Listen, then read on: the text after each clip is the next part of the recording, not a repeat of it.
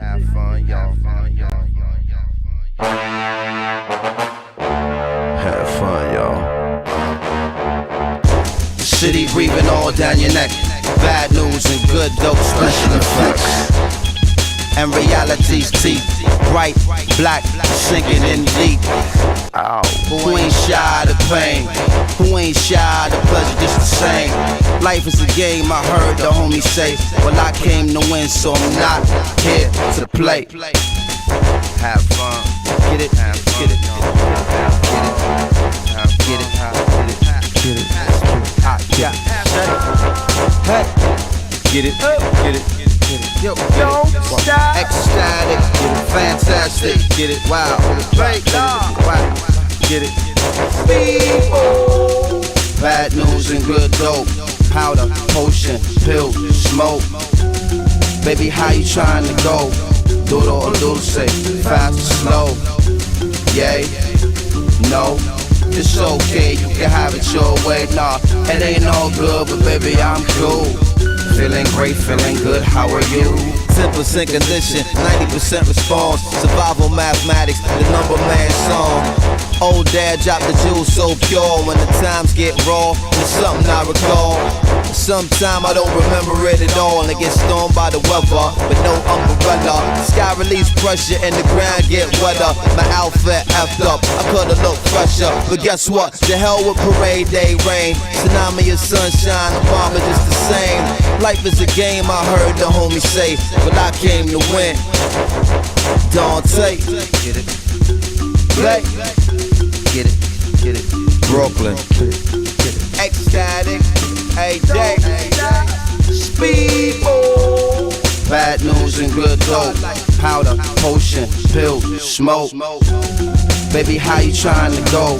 Do it or do it, say fast or slow. Yay, no. It's okay, you can have it your way. Nah, now's the time. But baby, I'm cool. Feeling great, feeling good, feeling good, feeling good, feeling good, feeling good, feeling good. Every day, every day, having a good time, every day. Having a good time every day.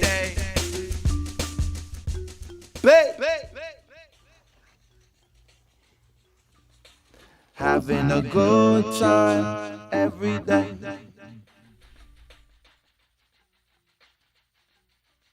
That's cool. All right, so welcome back. Today we're going to continue on object-oriented programming with polymorphism. That's the fourth pillar. Remember there are four pillars: abstraction, encapsulation, inheritance, and polymorphism to object-oriented programming, plus the fifth column, objects itself. But this is actually the most powerful aspect, in my opinion, of object-oriented programming. And you actually see it in the aspects of polymorphism, just like you see aspects of encapsulation in non-OOP languages. Like in C, you can do structs. So you have weak encapsulation because you can group elements together. The three parts of encapsulation is the grouping of data into one logical unit. But C does not provide the other two. So in some sense, it has weak encapsulation. And in some sense, C also has weak polymorphism. In that it has what's called generic programming, and we'll see that we'll see that in a second here. Let me make sure that remember, everybody, we are online, so if you've got any questions, go ahead and post them to Piazza. There is a live Q&A thread going on right now. But before we do that, let's formally define, well, not formally, but let's go ahead and define what polymorphism is. You might have seen the code or that word before. Has anybody seen polymorph before? In biology, right? Different phenotypes. And of course, if you just break down the word itself, poly, Latin, I believe, right? Meaning many, and morph meaning forms. In other words, with respect to code, you're a variable, a class, or a method or class may be applicable to multiple forms or multiple types, types or classes. right? So for example, like I said, C has a weak type of polymorphism. And the example that I always cite there is, how do you sort in C? Do you remember? What was the function that we used? Or did we use more than one function? No, we used qsort, right? Sorting function, that is, right? We only used one sorting function, qsort. In other words, it was one piece of code, one function, that could be applied to many types. If you wanted to sort an array of integers, you called qsort. If you wanted to sort an array of strings, you called qsort. If you wanted to sort an array of accounts, you called qsort. However, it needed one additional component, right? You gave it a comparator function that applied to a specific type. But qsort itself was a generic program. It took any type. It took, in particular, it took a const void star pointer, but which is an array of anything. It just took a memory address, basically. That's why I call it weak polymorphism, because you don't have any type safety. If I called qsort on an array of integers and passed in a comparator for an array of doubles, it would completely crash out, right? Because qsort would be trying to treat that array of integers as if it were an array of doubles. The compiler wouldn't catch that because it's weak polymorphism. But with a class, with something like Java, we have a much stronger polymorphism. There are actually a couple of types of polymorphism that we'll get into in a second here. It's being slow today here. Sorry, there we go. Basically, polymorphism allows you to write generic code. Right? It's generic programming. You can write one function or method or variable or whatever that can apply to many things, right? So that you don't have code copy pasta all the time. Just like qsort, you don't say, here's an implementation of quicksort for integers, copy, paste. Now I'll just change a few lines here so that it applies to doubles, copy, paste, change a few lines so that it applies to strings, right? Instead, you write one function to rule them all, right? And there are a couple of types of polymorphism. The first one is something that you're already familiar with because we've talked about inheritance, subtype polymorphism, right? This is where you can declare a variable, a more general variable, that can apply to more than one type of subclass, right? So for example, I'm just going to go back to the bird, robin, ostrich picture that we've got here. And we never actually saw these classes implemented, but of course you can imagine what they might look like. That if I could easily create a robin, right, R, and set that equal to a new robin, right, and robins fly when they move. And I could create an ostrich, O, and I could invoke the constructor on an ostrich, right? And I've got a robin and an ostrich. Now, covariance means that I can treat either one of those as a bird. So I could just have a variable here called B, and its type is a bird, and I can set that equal to R, right? Or I could set B equal to O. In other words, this bird up here can refer to either a robin or an ostrich, right?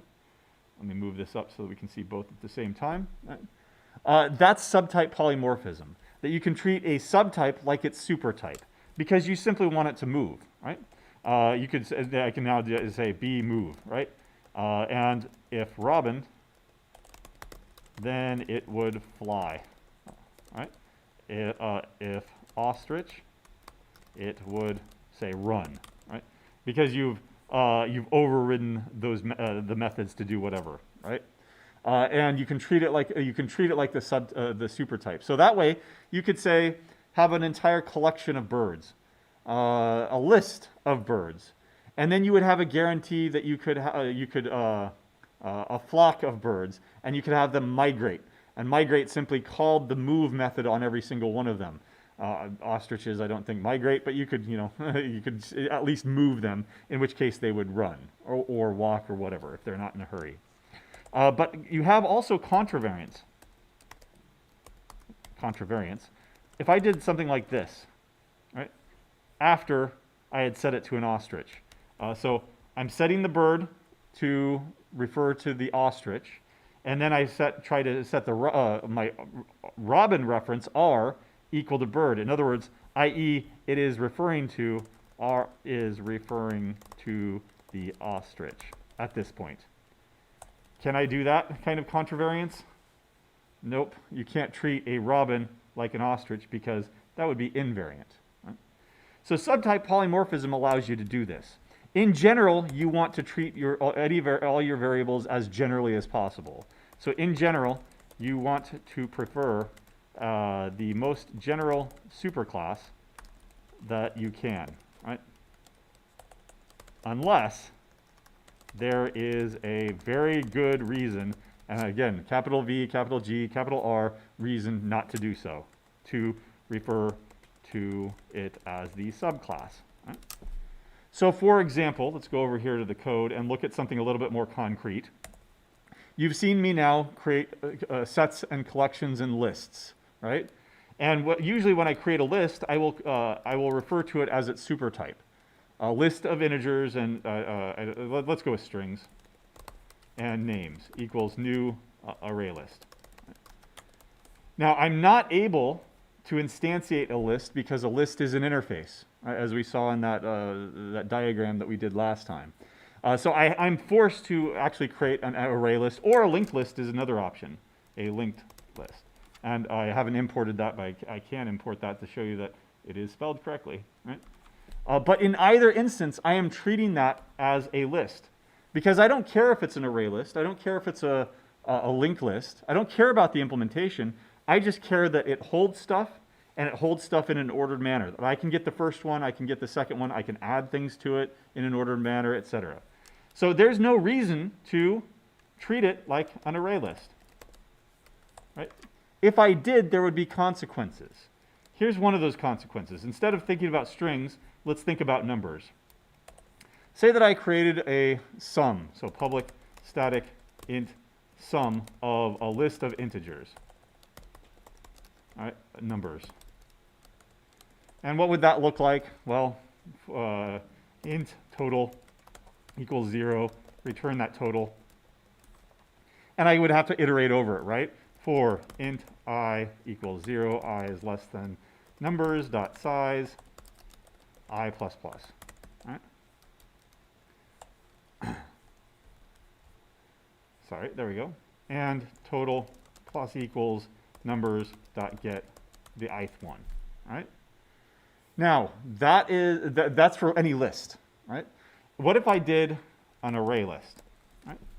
Now that's no longer good for a linked list. If I had a linked list down here, and I should have restored it, a list of integers, and if I treated it like a linked list, and I created a linked list, nums is equal to linked list, a new linked list, excuse me, right? And I don't know, nums dot add 10, 20, and 30. Oops. 10, 20, 30. I want to know what the total is. Total is equal. I've already created that variable, so we're good here. And what did I call that function? Sum nums. Right. I can't do it. Why? This is a linked list. What does my sums take? It only takes array lists. So copy paste and do one for linked lists. Yes? No? No. I mean, that'll work. But now take another. Maybe there's another list implementation that comes along. Great. I have to rewrite all my code. Even though, look at the code here. It's exactly the same. Right? So if instead I just said, okay, well this applies to any list. It doesn't matter if it's an array list or a linked list. Now it works down here regardless of whether or not this is an array list or a linked list. Array list. Right? So in general, you want to prefer referring to everything as generally as possible, unless there's some absolute reason to do so. For example, you need to know something about your list that I need to know whether or not there's an array because I'm going to do binary search on it. Binary search requires that there's an array. You can't do, we haven't talked about linked lists, but we will, but you can't do binary search, an efficient binary search on a linked list because you need random access. And so that's one case in which you could only ever do, you could, if you wrote your own binary search, which you shouldn't, it would only ever apply to array lists because you can't do it on a linked list.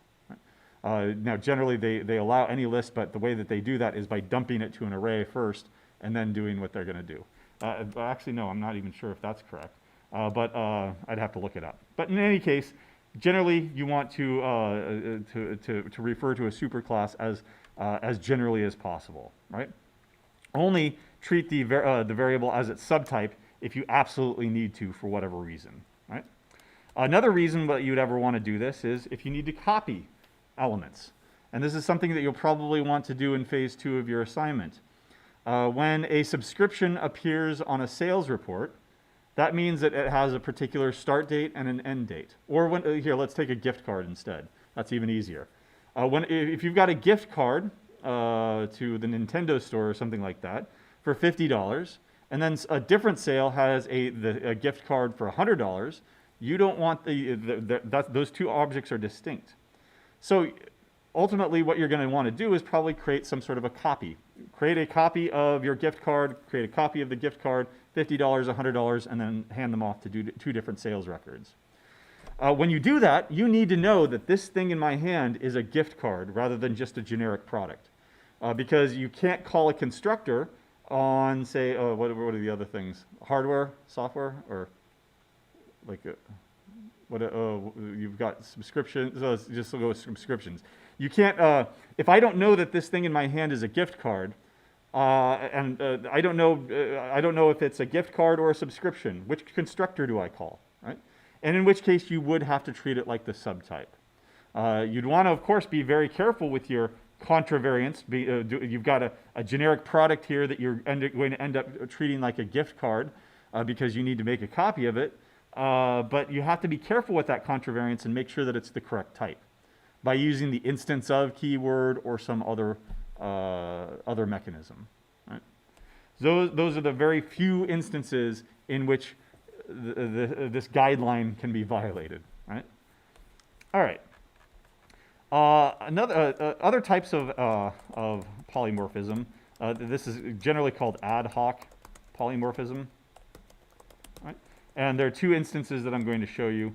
First of all the first one is function overloading. Right?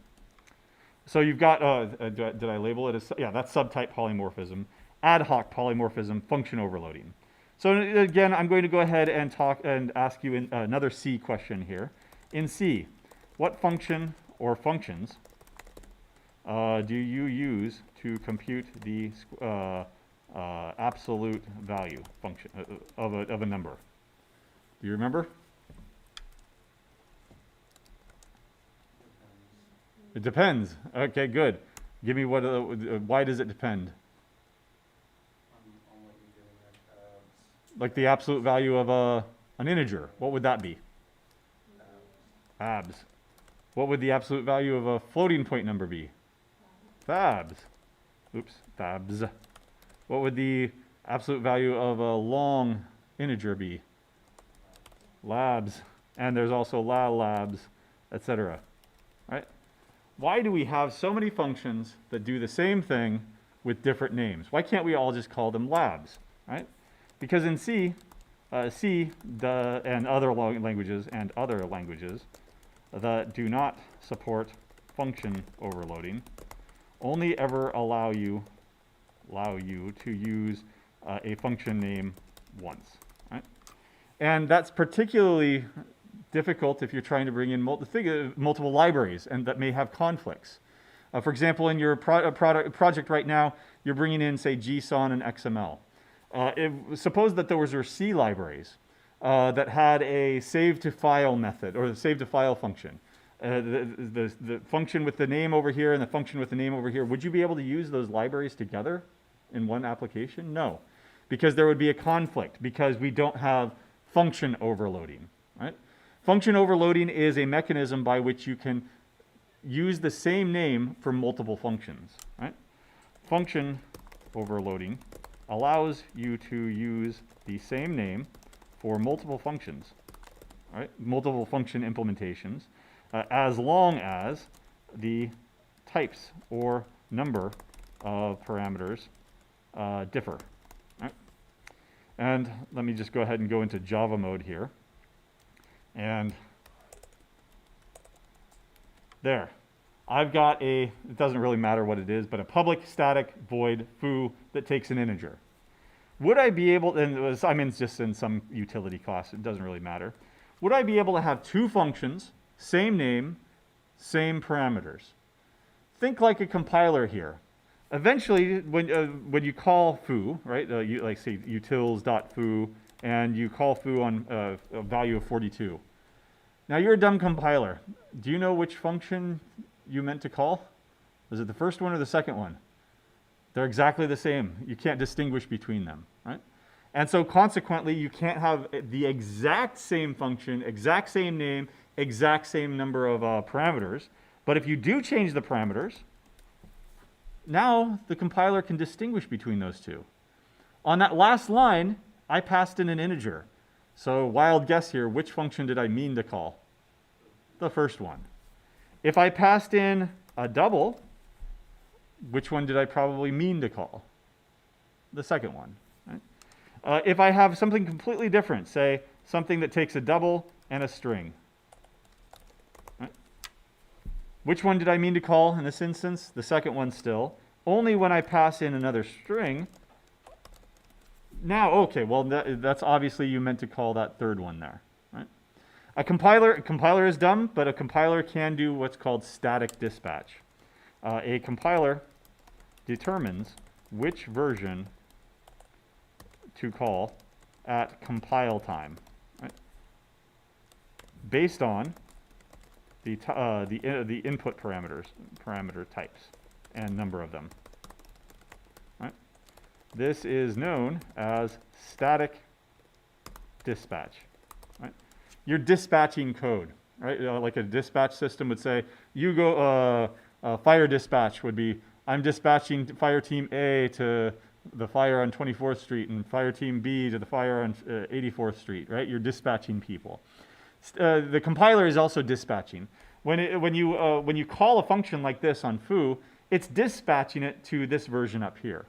And it's able to do that at compile time because it sees, oh, it's a double and a string. Okay, by process of elimination, this is the one you meant to call, okay? And we call it static. It's not static in the same way as the static keyword here. It's a completely different context. Static in this case means compile time. Remember, we've got static and dynamic. Static means at compile time. Dynamic means at runtime. Just like static analysis are linters, the compiler, and other static analysis tools that you can use to analyze code, it's done before it's even compiled. Dynamic analyzers, like debuggers or profilers or something like that, is done when a program is actually running, right? So runtime and compile time. Unfortunately, with a programming language like PHP, there's no difference. Static, dynamic, it's not compiled, so it's everything is runtime at that point, right? But this is function overloading. We've overloaded the meaning of the word foo or the function name foo. In C, you don't have that. In Java, you do. In Java, you can have, oops, that's not what I meant. Here we go. Java math. Does Java have this problem in its math library? Abs. Nope. It has 4 functions, all named the same thing. You don't have to say fabs, abs, labs. Why? Because they have static dispatch. They have function overloading. Right? Overloading simply means that it's a loaded term, right? It can have one or one meaning or a different meaning. It's polymorphic. It can have one meaning in one context and another meaning in a different context. Right? Similar to that, you can also have overloaded functions or overloaded operators.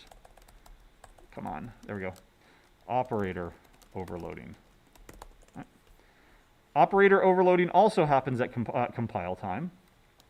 And in Java, I'll just motivate this by asking you, if I have string plus string, right? what does that mean? What is the meaning of the plus operator there? It's concatenation. Right? In Java, if I have int plus int, what is the meaning there? Addition, right? Or any number, any number.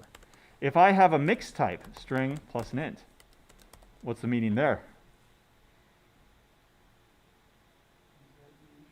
Concatenation. Right? In other words, it's going to convert that string into, or that integer into a string and then concatenate them together. Now we did cover PHP. What about those? In PHP, if I have an int, do I have it here? Yeah, PHP, number plus number. I did this morning, even though we didn't cover PHP in the regular, in the main section. Number plus number in PHP is addition. Right? What about a number plus a string in PHP? Yeah, well, error, kind of, potentially. Addition, type juggling. Right? It'll take that string and try to parse it as an integer and then add them together. So what if I had string plus string? Again, addition, type juggling. It'll type juggle both of those things together. The only way that you can actually get concatenation is how in PHP? Do you remember? Dot string. And again, that's from Perl. In some sense, both of these languages overload the plus operator. If you were to ask somebody who's never seen programming before, but at least they have some grade school mathematics, if you ask them what plus means, you would only get one answer, right? That answer would be addition. But if you ask a programmer, what does plus mean? Well, that's a really good question. It depends on the language, right? A Python programmer would say what? Anybody know Python here? Okay. What's the string plus a string? Here are the rules. Right? String plus a string means concatenation. Number plus a number means addition. And number plus a string, I don't know why it's not formatting it like this, but whatever. Probably because it's a tab. Oh, okay. There we go. All right. Number plus a string is a runtime error. Why? You can't do that. It's not, strictly speaking, mixed types, it's not overloaded for those mixed types in Python. Instead, what we would have to do is you'd have to surround that number with an str call, which would convert them, explicitly convert the string into a number, and now you can add them together, or the number into a string, and now you can concatenate them together. Right? C++ has completely different, has something similar. But this is the basic idea, right? That in different contexts, you can overload what the plus operator means. Be careful. Right? This is not necessarily a good thing. Now, I would agree that in Java, it's really, really convenient. It's really great. But what if we get, willy-nilly start doing things with other types, other than strings? What if I have two sets? In Java, C++, doesn't matter. What does that mean?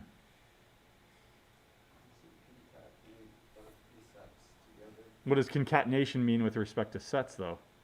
Remember, sets are unordered. So I don't have these four things. I have this bag of things and this bag of things. Oh, okay. Oh, again, there's no order. So there's no end, there's no beginning. It's just a bag. A bigger bag, right? So here's a bigger bag, and I pour those two things in. Yeah, in 235, you call that what? A set and another set. You combine them. Oh, you haven't gotten to set theory yet? We just did sets. Okay, just did sets today. union, right? Or if you want to get fancy, cup. Oh, okay, fine. We'll do it like that. A union B, right? What is that? Remember? That's the opposite. That's going to be intersection, right? So I'm going to go ahead and get rid of this LaTeX, but a union, right? All right, that's reasonable, right? What if I did it with a list? Now what would you say? Concatenation, or what we call that appending, right? Appending. Right, 1, 2, 3, 4, 5, 6, 7, 8. Now your new list is 1, 2, 3, 4, 5, 6, 7, 8. That's completely reasonable. Another reasonable interpretation would be what? As long as they end each thing that they. All right, so 1, 2, 3, 4, let's say 1, 1, 1, 1, 2, 2, 2, 2. Component-wise addition, just like vectors, right? So 3, 3, 3, 3 now, right? So vector addition. Right? That's another completely reasonable interpretation of that. And if they differ in their arity, 5 and 4, error, right? You can't do that. You could also say it's just a regular union, right? Etc. Right? There are many reasonable interpretations of that. Yeah. That's a good question. Yeah, you get that's why this is be careful, right? What happens? What are the implications of this if you mix a linked list and an array list? Is the result an array list, or is it a linked list? Even if you interpret it as appending, you could get by just saying it's a list. I'm not going to tell you what type because you just gave me a list and a list. If you gave me an array list and an array list, I would tell you that the result will be an array list. If you gave me a linked list and a linked list, the linked list. If you gave me an array list and a linked list, I'm going to go ahead and roll the dice or flip a coin and give you one or the other, right? This is why there's a lot of ambiguity here. And you can get really ambiguous. What if I did time plus time? What does that even mean? Double time. For a duration plus a duration, that might make sense. 5 seconds plus 10 seconds is equal to 15 seconds. But 10 a.m. plus 2 p.m.? What? Right? So what is the interpretation on all this stuff? Right? Be careful. Why? Operators have a very well-defined and well-understood meaning by most programmers and people. Right? Using operator overloading removes those well-understood meanings. Right? Removes or changes those well-understood meanings. And basically, you'd have to write the documentation. Like, what does it mean? Well, okay, here, read this 5-page paper on what happens when you mix all these kinds of things together, and then remember that in your head going forward forever. Whereas, what if I just had functions to do this for me? What if I had a function named append? What if I had a function named vector addition? What if I had a function named union? Right? Is that so bad? No. That does what it says on the box, right? It does what it says on the tin, right? And in most programming languages, limit or don't even allow you to do your own operator overloading, right? Those that do, C++ does, unfortunately, right? C++, you can overload anything you want. You can change the plus operator to mean minus. Why you would want to do that? Well, if you want to, just have some really bad code, fine. But you can do whatever you want. You can change any operator in C++, and you see the problem, right? What's your interpretation of that stuff? Instead, even when you do this, even when you overload an operator, you have to write a function to do so. Why not just use that function?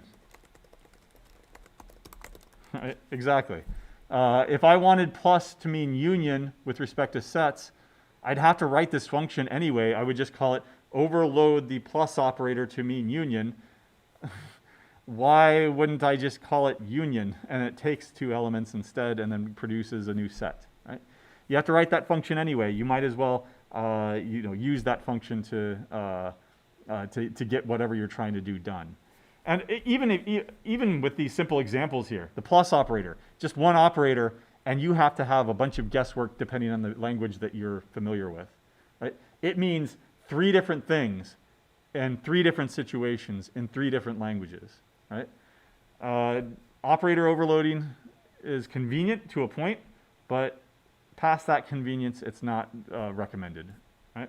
And that's why most Java doesn't even allow you to do it. Java only overloads the plus operator, and that's it, right? There is no other overloading, and it doesn't allow you to overload this stuff yourself, right? The third type of polymorphism is parameterized polymorphism, right? In most Java and most programming languages allow you to parameterize a class, a method, or a variable, right, to any type. And I'll use the variable t in this case, right? I've made this into a capital letter, single letter, because it's basically a variable. But it's not a variable in the traditional sense that a variable is a variable. It's a variable in the sense that the type is variable. So here, int a. A is equal to 42, A is equal to 101, right? The variable A's value can vary, right? That's what we mean when we say variable, right? It's 42. Now it's changed to 101. But the type of A is fixed, right? It is always going to be an int. Does that fit? Yep, good. All right. Now let me give you another piece of code here. Tx, right? X is a variable whose value can vary, but t is its type, right? And that's why we use t for type, right? Which can also vary, right? In other words, x could be a string, or it could be a double, or it could be an integer, right? It's polymorphic. It can be whatever type you want at that particular point in the code. Now, you wouldn't do this just in isolation. You would actually need to parameterize the class or the function to do something like this, okay? But basically, the way that the reason that you would want to do this is it effectively makes the variable's type also variable. So not only is its value variable, but its type can be variable, right? Basically, again, the reason that you would want to do this is going back to QSort. That you want to make your code as generic as possible so that it applies to as many situations as possible, so you don't have to rewrite it over and over and over again. Okay. Now I've got a tutorial set up here that we're going to go back to our. I'm going to get rid of this. There we go. So what I've done is I've created a few more bank accounts for myself. I've created 2 savings accounts. I've created 2 checking accounts. They have a variable number, a variable amount in them, but I think in total they have, what, $450?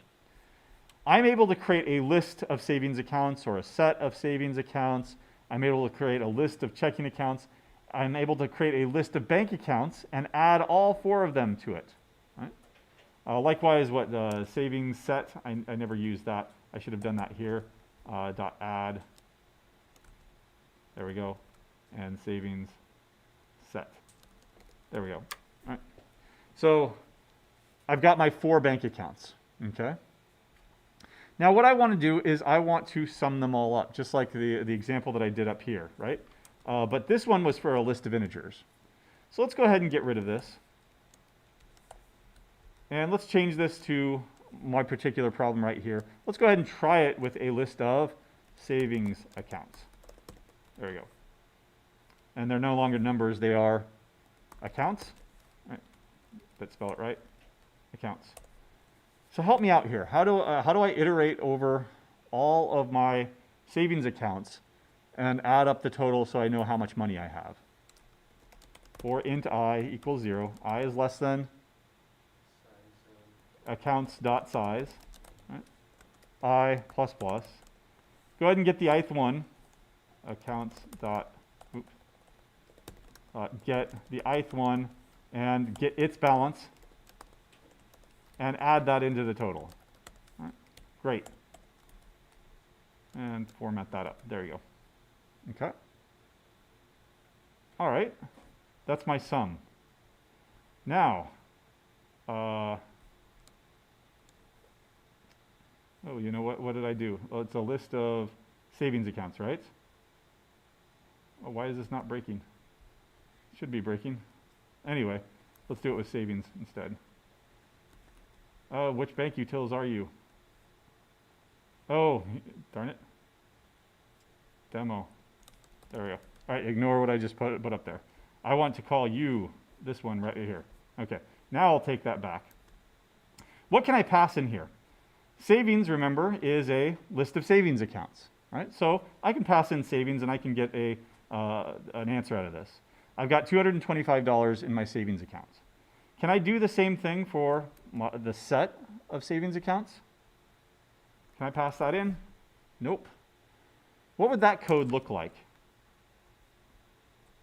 Same thing, but Same exact thing, all right, but instead of list, it would be a set of savings accounts. Okay. Can I get the ith one anymore, though? Nope, so the code has to change a little bit. How would I do this for a set instead?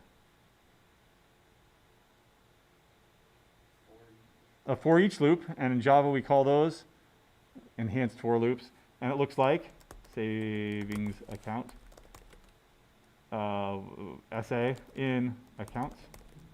There we go. And then I wouldn't get the ith one. SA would be changed on every iteration, and that looks good. Except that that same exact code could have been done up here as well. In fact, it's better to do it that way. When we come to linked lists, we'll understand why. Right? Because this is way more efficient. It chooses how to iterate over the collection instead of going I. You remember the painters? Not the painter's paradox, but the painter's problem? Right? The guy hires a guy to paint by the hour, and at first he's going really fast. And then then he slows down, and he's paying a lot because he's paying by the hour. He says, show me how you've been painting. So he'll start at the paint bucket is at the start of the fence, dips it in paint, then paints, then walks all the way back to the paint bucket to get more paint. Right? In other words, he's walking back and forth every single time. And as he paints more and more and more, his round trip back and forth to the paint bucket is getting longer and longer and longer, right? So why didn't you just take the paint bucket with you? That code is leaving the paint bucket at the beginning of the fence. This code is taking the paint bucket with you. And we'll understand that when we get to linked lists and stuff. Yeah? so like every time I know that we'll have to iterate over something, like fully, it's better to always use enhanced for loop. In general, use an enhanced for loop, right? Now, old school Java that did pre-enhanced for loop, old school Java, I'll show you what that might have looked like here by the end. You get an iterator. It's an iterator pattern. You get the iterator, and then you give me the next one, give me the next one, give me the next one. So it's yet another object. This is syntactic sugar that was introduced in Java 7, I believe, or something like that, but it was introduced later. Right. Yeah?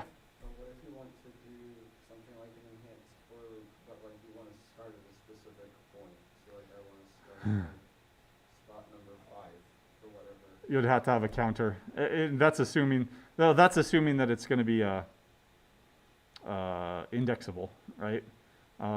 Because if you iterate over a set that's unordered, you could get a different iteration each time, theoretically. You won't, but in general you won't, but you could. Right? Okay? So, exact same thing, right? I could compare this to this, and the only difference would be the list and the set. Right? But at least I can use it, right? And now I'm using function overloading. I've got two functions with the same name, different parameters, and it knows which one you're talking about. If you pass in the savings, you mean the one with the list. If you pass in the set, you mean the one with the set. It's calling a different function each time. Why? It's exactly the same code. How can I use parameterized polymorphism and subtype polymorphism working together to capture both of these in one? A set and a list are both collections. Let's treat them like a collection. Right? What are you complaining about? Okay, apparently I didn't import it. There we go, collection. Okay, and now it'll work regardless. Now there's only one. Savings sets, great. But remember, what if I want a list of checking accounts now? Okay, fine. Not just savings accounts. If I change this to a checking account, what would it break? In fact, let me not do that yet. Let me go ahead and cut and paste, the bad coding style of, let's change this to a checking account. Of course, I would have to change this to a checking account. And I would also probably want to call it CA instead of SA. Right. But same, let's see, what's wrong? Yep, okay. It's not even going to let me do that, but that's for another reason that I'm not going to get into right now. But look at those two things, a collection of savings accounts, a collection of checking accounts. Right? Is there really any difference there other than the type? No. So let's make it more generic. I don't want you to think of this as a savings account. I don't want you to think of this as a checking account. I want you to think of it as T. Right? Any type. Right? To do that, I need to use the following syntax. That's the parameterization. That's like a variable declaration, but it's the type declaration. For the purposes of this sum method, there is a type T. I'll fill in that blank later, whatever T might be. It could be a string, it could be a double, it could be a bank account. Yeah?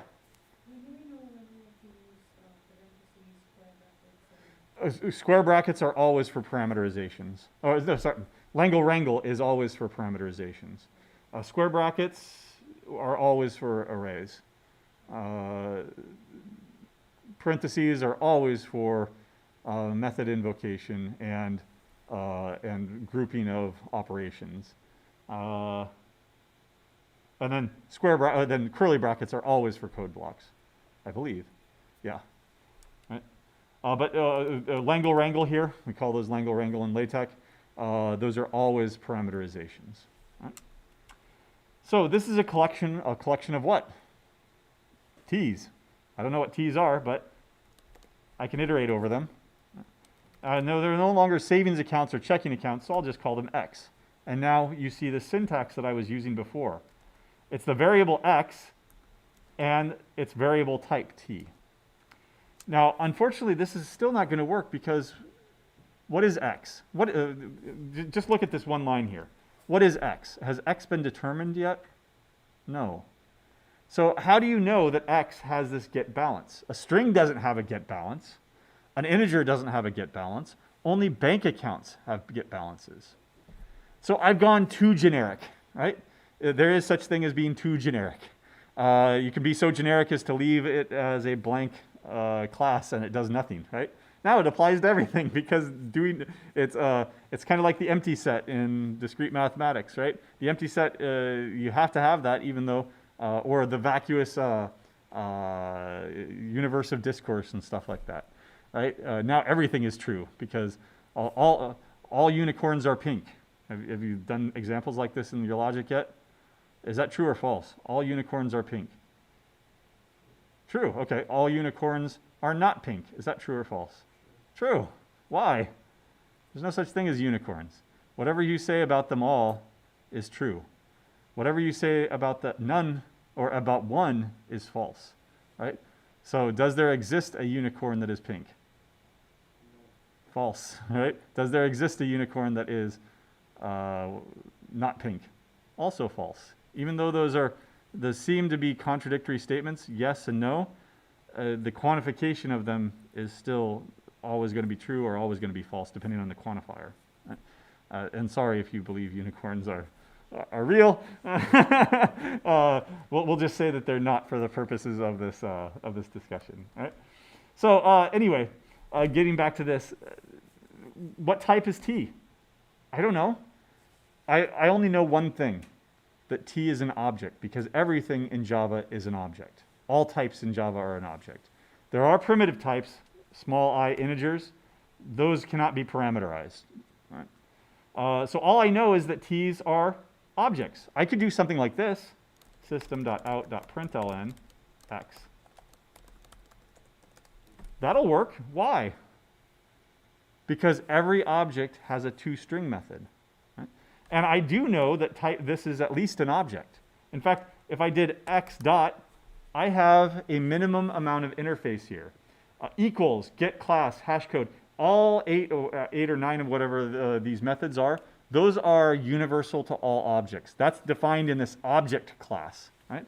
You can have object O. Right? That's, what type is that? It's no type. It's an object. It's any type you want it to be. Now this is called using raw types. Old school Java, you would do this because that's old school Java that existed before prototyping, or before parameterization, I should say. Right? This is called. These are called raw types, treating everything as this object. Right? You don't want to do that, especially with new school, like anything in the last 15 years. You don't want to do that. Right? But I can at least print it out, but I can't total it. Right? And I'll go ahead and leave this here for now so that you can see that it actually works. Right? So I need a minimum amount of information. The minimum amount of information that I have right now is that X is an object. I need that it's at least a bank account so that it has a get balance method. And so I can have a bounded parameterization. T is not just a T, it is an extension of bank account. That gives me a guarantee that it has a get balance method because all bank accounts have this method. Right? And now, awesome. It'll work on checking. It'll work on savings set. It'll work on my accounts. It'll work on anything, right? That is at least a bank account. Will it work on a list of strings though? So a list of string names equals new array list of string. Can I sum up a bunch of strings? Oops, there you go. No, why? Before I could. Let me go ahead and erase what I did here and just print it out. All I know is that it's an object. Well, strings are objects, so you can go ahead and sum them up. All it'll end up doing is printing them out, and there's nothing in there, right? So let me go back and change that so that I am providing the minimum amount of information here. Extends bank account. There we go. And now I have access to this get balance method, and I can sum them up. Okay. You can also have what are called, you can also do this with no parameterization, with what's called a wildcard parameterization. You really don't care that they're, am I doing anything with T other than saying that X's are of type T? No. I know that X's are, T is of type bank account, therefore X is of type bank account. Right? So if I'm not going to use T, I can use a question mark here. I can't use it here, but I can use it right here. Oops, too many Langle wrangles. There we go. So, and then that it's not compiling there just because I didn't spell it correctly. Right? That's still parameterized. It's just not named parameterization. Before, when it was T was the name, just like int X. X is the name of the variable. In this case, T is the name of the type. If I'm not going to use it, I don't care if I'm not going to use a variable, I don't care if it's named X. If I'm not going to use the type, I don't care that it's named T. So, question mark. Anything that extends bank account can be treated like a bank account, and therefore I don't need that named parameterization. This is called a wildcard. A wildcard, in poker, what's a wildcard? Joker's wild. It can be whatever you want. So if you've got 4 kings, the wild card, oh, I've got the 4th king, so now I've got 4 of a kind, right? It can be whatever you want. That's what a wild card here is in this case. On the command line, you routinely do this. You use the star, right? List everything star. That's a wild card. That's a wild card in regular expressions. But in Java, we use the question mark here for a wild card. Okay. You can go even further. Yeah, go ahead. So you could put in question mark in a place of bank No, you do need to know that it's a bank account. And you can't do it like this. The question mark can only be used within a parameterization. So it's not replaceable with the T. No, it's not.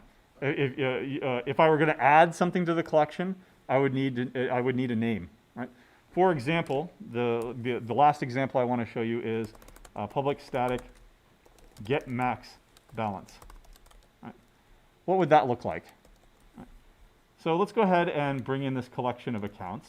We'll just go ahead and jump right into that it's a collection of bank accounts, right? So I'm going to give you a collection of bank accounts. I want you to find the maximum one and give it back to me. Right? In other words, what's my return type going to be here? Well, just one of them, right? So you could say that it's a bank account. In fact,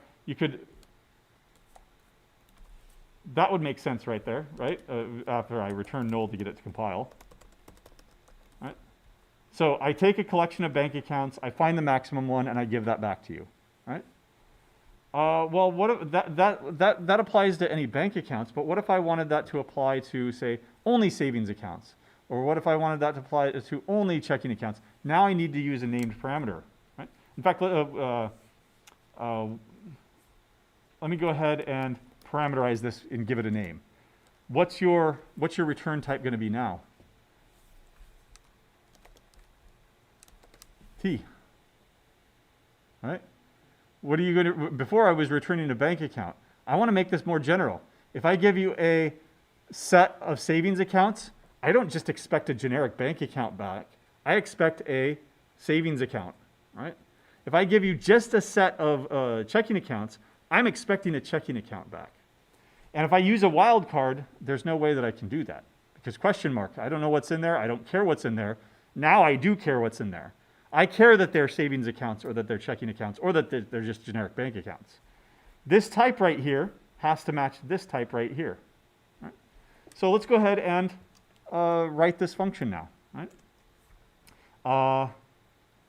Well, normally what I would do is I would say, here's my bank account, and I'll call it max, and I'll just get the first one.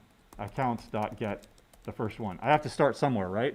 So we'll say that the first one has the maximum. Then we'll go through the rest, and if I ever find one that has a larger balance, I'll update my max. That's not going to work because you can't get the first one. So here's the old school Java that I was talking about, where you use an iterator pattern. Dot next. That gives, no, there we go. That gives you the first one. Right? It's not working here. Why? Are these necessarily bank accounts? Nope, they are what? T's, right? They're objects. So I need to restore my minimum amount of information here. There we go. Now, I do know that they're bank account, but I can erase that type now. The first one, what are they? They're just T's, so T. In fact, I didn't even need to do this. I jumped the gun on that. We'll go ahead and keep it like this for now, okay? But to give a variable the name, I need to give it its type, and if the type is variable, then I just need to match the type, T, okay? So now go through the rest of them. For T x in accounts, if x.getBalance is greater than max.getBalance, then I will update my max to x, and then return not null, but return max. There we go. What's the problem there? It's not compiling because it doesn't know anything about getBalance.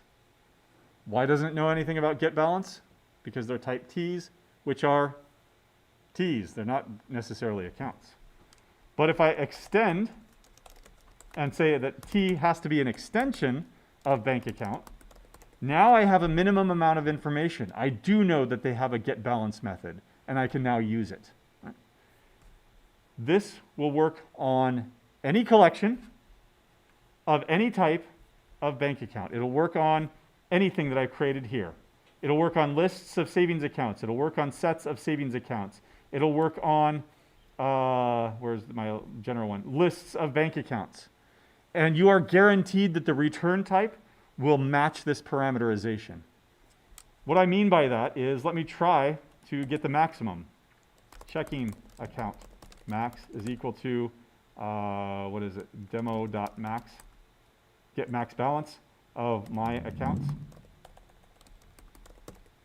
There we go. That's not going to work. Why?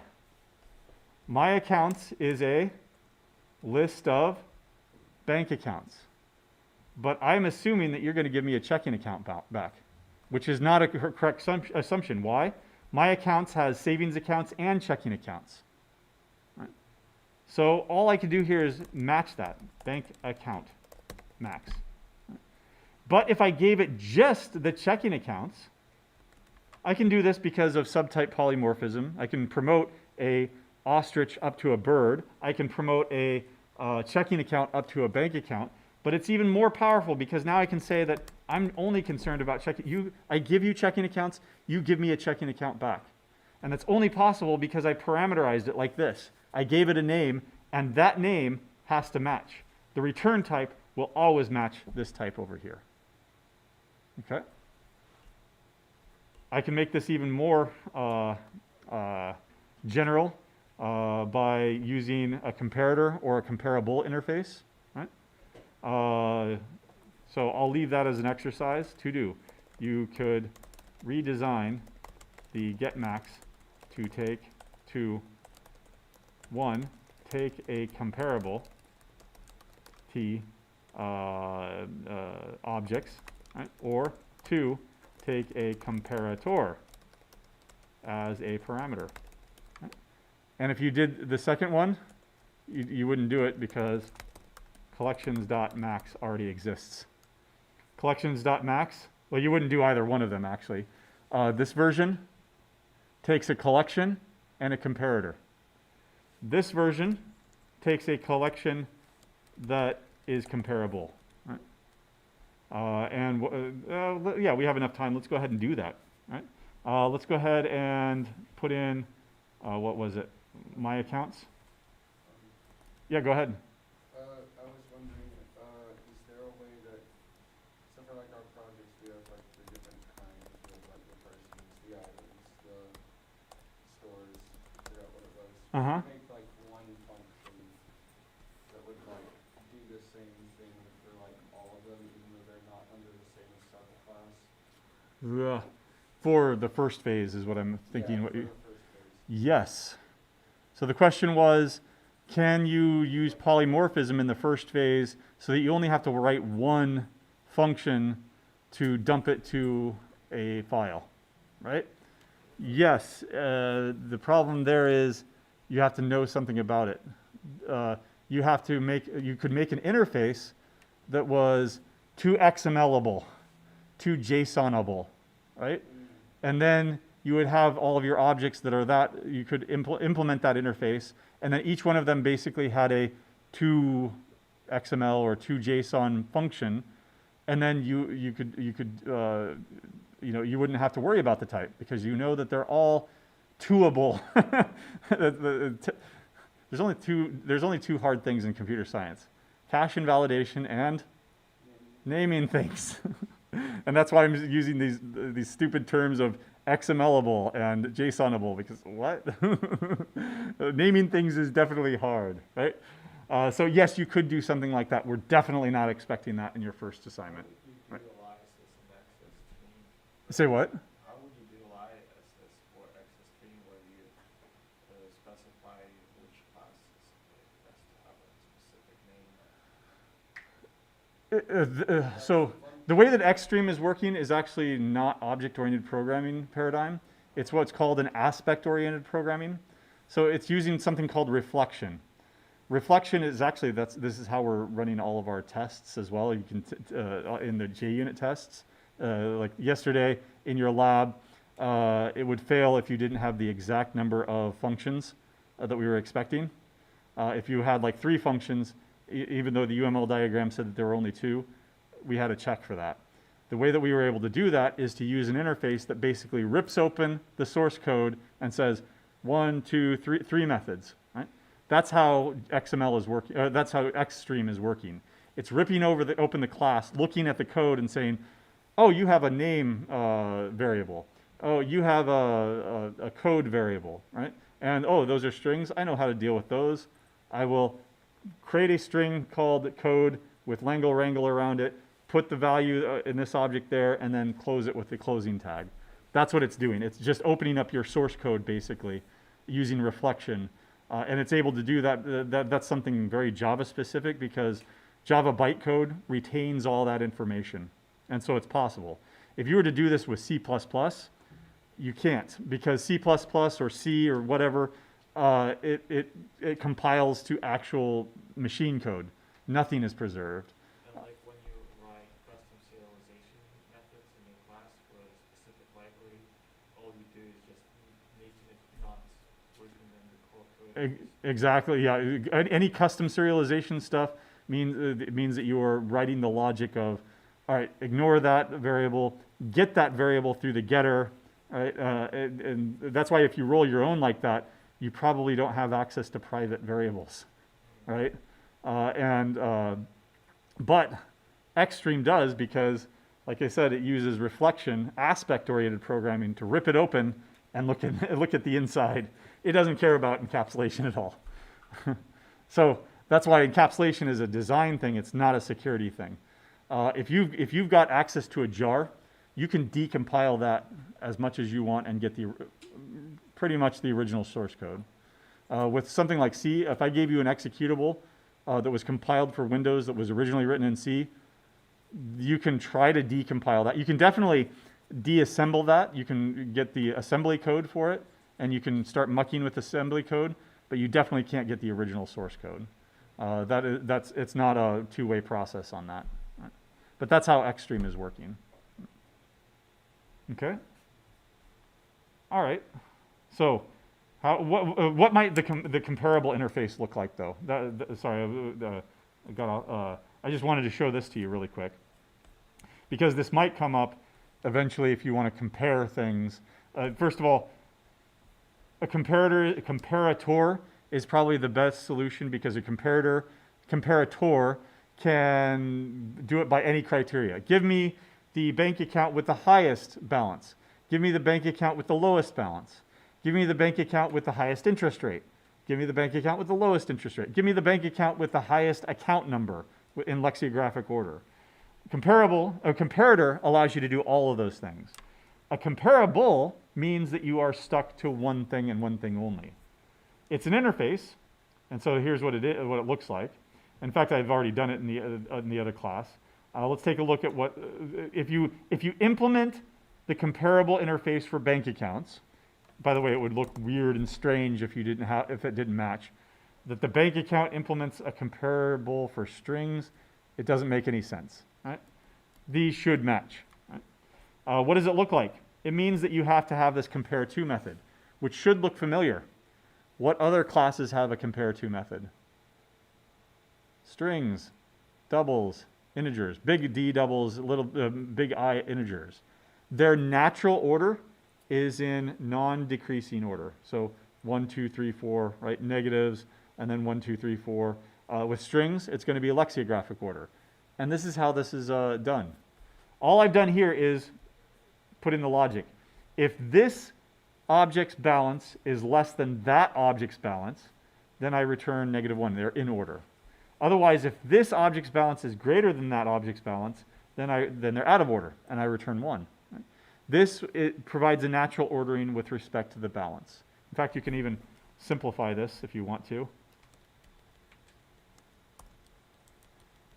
Because balance is a double, doubles are comparable, right? You can, I'm not going to be able to do it like this, but I can.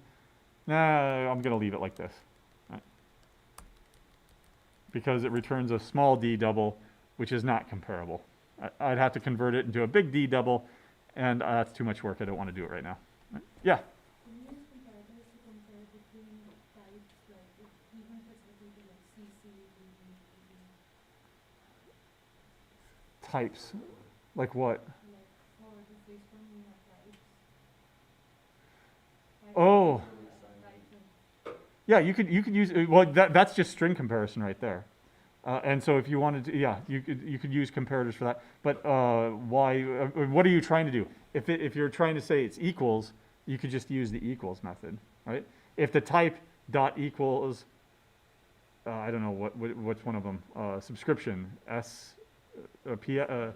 PS or something for product subscription, right? Then you call your product your subscription constructor, right? That's perfectly fine, right? Because you're loading it up from the CSV file, you have to know what the type is. Right? Other questions? Sorry, I actually lost my Q&A because, all right, thankfully there were no questions online. I don't know if that's a good thing or not though. There are 52 playbacks. I don't know who the hell is watching this, but there aren't 52 people in the class. Maybe someone had to refresh. Oh, does that count as 2 then? Okay. Or if they paused and resumed, that counts as a playback? I don't know. That's Google. That's YouTube Analytics. I think concurrent viewers are the ones that are. Oh, concurrent should be okay. Then that's 10. That's much more reasonable. Right, there's still too many people not watching live, but as long as they're watching recordings, that's fine with me. All right. Next week we'll finish up object-oriented programming on Tuesday, and then Thursday move on to the next module, which is SQL databases and database design, querying databases, and stuff like that. Okay. Also with that module, now we're getting back into modules that have pre-prepared videos. So if you want to prep for class, you can watch those series of videos. I do different examples in lecture than I do in those videos, so maybe if you want to reiterate or something, you can watch those videos too. All right, have a good weekend.